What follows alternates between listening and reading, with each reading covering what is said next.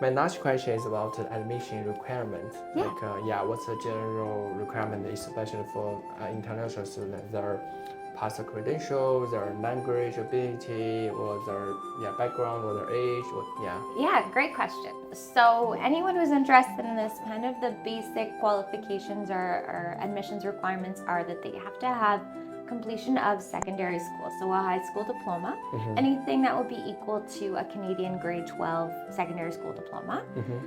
We do have English proficiency requirements, so we say equal to a 6.0 IELTS academic, but we accept most of the major English tests. We also have many great language school partners. If students want to complete a pathway program, that's always a smart choice.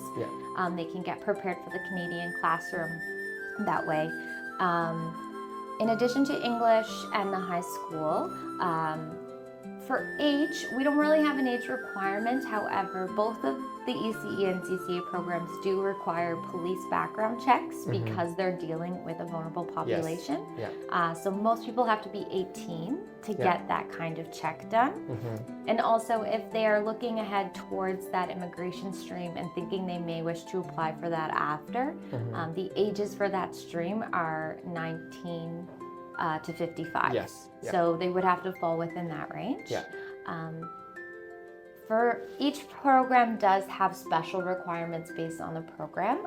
So for ECE, as I said, that police background check. And then another thing we require are 2 character references. So each candidate would have to have 2 people that they would be able to refer to provide a little character reference why they are a good person, well suited for a career in ECE. And then for CCA, there are some additional requirements because they would be interacting with the vulnerable, elderly, sick population. They are required to have some immunizations. So the COVID-19 vaccination, as well as a few other kind of common vaccinations like the chickenpox and the mumps, measles vaccine.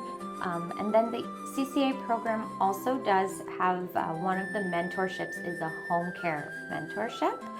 So students will do a one-on-one mentorship with a home care professional.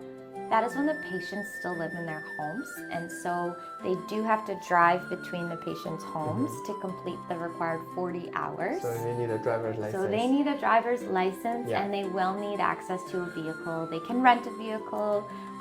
They could borrow from a friend. It's just to complete 40 hours, so it's not very long.